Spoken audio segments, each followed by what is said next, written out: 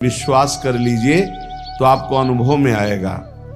जिसे वृंदावन रूपी महामहिम धाम का अवगाहन करने को मिला, फिर उसकी इच्छा किसी और तीर्थ या और महत स्थानों की तरफ नहीं जा सकती। अगर जा रही है तो अभी अवगाहन नहीं हुआ। पाए रतन चीन्हो नहीं, करते दीन्हो डार, ये माया श्री कृष्ण की मोहे सब संसार। अगर वृंदावन मिला, महामहिम वृंदावन ने कृपा करके अपने में आश्रय दिया या वास दिया, और आप उसे छोड़कर अन्य किसी तीर्थ में पावन होने की इच्छा रखते हैं, तो रतन को नहीं पहचान पाए इसलिए फेंक दिया और कांच को उठा लिया। पाए रतन चीन्हो नहीं, दीन्हो करते डार, हाथ से छोड़ दिया। धाम के वास मात्र से श्रीपाद कह रहे हैं, कुरते मम का तदा चिंता, अब मुझे कोई चिंता नहीं, भगवत प्राप्ति पक्की। हमारा मन नहीं लगता, हमारा मन विकारी है, ऐसा ये सब नष्ट हो जाएगा। कृपा एक बहुत बड़ा प्रवाह है। जीव सरिता सावन जल उमगत, सन्मुख सिंधु सिधारे, कोई रोक ले। जब सावन में अच्छी वर्षा होती और बाढ़ आती है तो सीधे समुद्र की तरफ उफनती हुई यमुना जी या गंगा जी जा रही, कोई रोक के दिखाए। ऐसे ही जब कृपा का उफान होता है तो कैसा भी पातकी जीव क्यों न हो, वो परम पद को प्राप्त कर लेता है। और कह रहे हैं, सतसा सद्धर्मायांतु, यदि सैकड़ों प्रकार के तुमने सद्धर्मों को लुप्त कर दिया, बड़े आदेशों का खंडन किया, शास्त्राज्ञा का खंडन किया, संतों की अवहेलना कर दी, वैष्णवों का अपराध कर दिया, तो भी डरो मत, सीधा वृंदावन आ जाओ। वृंदावन का रज का सेवन, ठाकुर जी के दर्शन, चरणामृत का पान, वृंदावन की परिक्रमा, यमुना के किनारे बैठकर नाम कीर्तन, इस सब पापों को नष्ट कर देगा। पर उसमें एक नियम लेना होगा कि आगे से हमारे द्वारा पाप नहीं होंगे। यदि ऐसा नियम नहीं लोगे तो बार बार फिर वो प्रायश्चित नहीं माना जाता, फिर उसको भोगना पड़ता है। प्रायश्चित तब माना जाता है कि आज तक हुआ, आज के बाद मैं नहीं करूंगा, और पक्का नियम ले ले। फिर कोई व्यवस्था में त्रुटि हो जाती है तो भगवान जानते हैं कि उनकी प्रबल माया है, फिर क्षमा कर देते हैं। आशा व्याधादि वृंदा विपिने, वासाय यत्नो धाई, यदि मंद धीर वर्हिष्याम वृंदा विपिनम कृपालु पालये तदपि। यदि तुम्हारे हृदय में कहीं ये आशा जग जाए, भले वास न हो कि मुझे वृंदावन वास करना है और अंतिम वृंदावन में व्यतीत करना है, ये आशा भले आप कभी वास न कर पाए, ये हृदय से सच्चाई से हृदय से ये आशा जग जाए कि भगवान क्या कभी हम पर ऐसी कृपा होगी कि मैं सर्वस्व अपना वृंदावन मानकर आजीवन वृंदावन वास करूंगा। और उसके लिए वो चेष्टारत भी है, वासाय यत्नो धाई, प्रयास भी करता है, पर वो वृंदावन वास नहीं कर पाता, तो उसे वृंदावन वास का ही फल मिलेगा। ये है देखो चमत्कार आश्रय का। उसने मन में ठान लिया मैं वृंदावन वास करूंगा, चेष्टा भी करता है पर असफल हो गया, वृंदावन वास नहीं कर पाया, तो वृंदावन वास के ही फल का उसको अनुभव होगा। जो एक वृंदावन वासी को फल प्राप्त होता है वो उसको प्राप्त होगा। विश्वास करो, जो यत्नशील है, वृंदावन वास की आशा रखता है, भगवान नाम जप करता है, वो सीधे भगवत धाम जाएगा, शरीर छोड़कर। कहीं कोई भी हो, संशय करने की जरूरत नहीं, ये बड़े भाग्य से आता है। और यदि तुम्हें अखंड वृंदावन वास मिल गया, यदि मंदधीर वर्हि श्याम वृंदा विपिनम कृपालु पाले तदपि, तो तुम ये चिंता मत करो कि तुम्हारा पालन पोषण कैसे होगा, सीधा वृंदावन करेगा। तुम्हें अपने पालन पोषण के लिए बाहर जाने की जरूरत नहीं, सीधा वृंदावन अपने आप पालन पोषण करेगा। विश्वास करो। इस श्लोक में दो बातें इसमें बताई गई।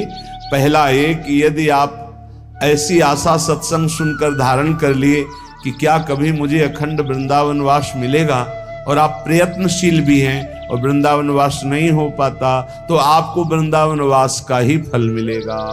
दूसरा, यदि आप वृंदावन वासी हैं, आपको वृंदावन वास मिल गया है, तो किसी भी व्यवस्था के लिए बाहर कदम मत रखो, धोखा हो जाएगा। आपका पालन पोषण समर्थ वृंदावन है, पक्का विश्वास कीजिए, ये अनुभव की बात कह रहे हैं। पालन पोषण ऐसे करता है अनंत माताओं जैसा, जैसे अनंत माताएं हों तो उस एक पुत्र को कभी कोई चिंता ही नहीं करनी पड़ेगी, क्योंकि अनंत माताएं उसके लिए चिंता करती। ऐसे वृंदावन सर्वस्व सुख प्रदान कर देता है। जब तक हमारी अंदर से सही शरणागति वृंदावन के प्रति नहीं होती, तभी तक भटकना है, चिंता है, शोक है। नहीं तो आप निश्चिंत बेपरवाह हो जाइए, ये धाम अपने प्रताप से आपका परम कल्याण, परम मंगल कर देगा। आनंद पर सीमा सीमा च सौभाग्य रस सारस्य, हरि मधुरिमांत्य सीमा वृंदावन में सेव्य गुण सीमा।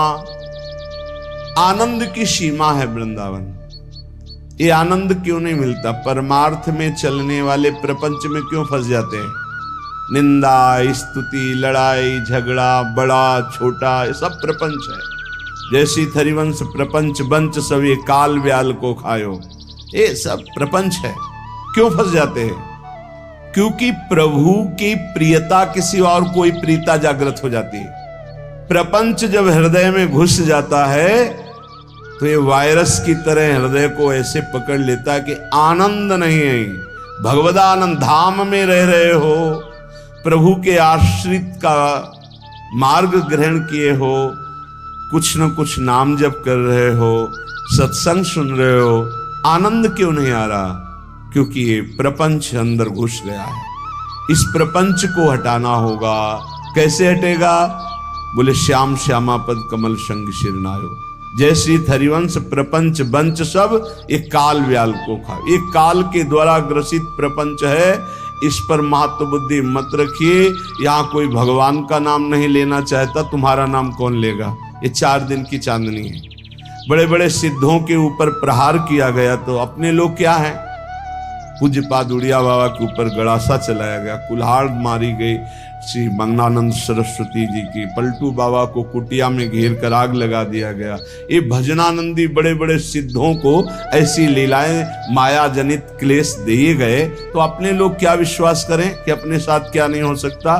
धैर्य पूर्वक प्रपंच का त्याग करके प्रियतम के अनुराग में रंगे हुए प्रेमी जनों का संग करते हुए जब हम चलेंगे तो आनंदापार सीमा, अपार आनंद की सीमा वृंदावन है। इससे बढ़कर कोई आनंद नहीं जहां प्रिया प्रीतम खेल रहे हैं। सीमा च सौभाग्य रस सार सारस्य, सब रसों का सार रस है माधुर्य रस, और माधुर्य रस की उपासना मिल गई तो हमारा बड़ा सौभाग्य है। आनंद की सीमा वृंदावन मिल गया और उपासना की सीमा माधुर्य रस मिल गया, और हरि मधुरिमांत्य सीमा प्रभु के प्रेम की सीमा है, चरम सीमा है सहचरी भाव। ये जो दासी भाव राधा दास चरम सीमा है, कहीं स्वसुख वांछा का लेस भी नहीं इसमें। प्रिया प्रीतम मंद मंद मुस्कुराते ही एक तरफ खेल रहे हैं, तो सहचरियां देख रही अपनी कुंज रंध्रों से दृष्टि से निहाल हो रही, आशीष दे रही। उनको ये नहीं कि मेरी तरफ देखे, परस्पर देख। अनसन पर भूल दिए बिलोकत इंदु बदन बिबियो। कभी झूलन लीला में झूला झूल रहे, दोनों पुलक रहे हैं। दयसीस हरिवंश प्रशंसत करि अंचल की छोड़। ये चरम सी हरि मधुरिमा अत्यंत सीमा, अत्यंत हरि मधुरिमा की सीमा है। वृंदावन में सेव्य गुण सीमा, जो वृंदावन का वास स्वीकार कर लेता है, वृंदावन का आश्रय स्वीकार कर लेता है, समस्त भागवतिक गुण उसमें प्रकाशित हो जाते हैं।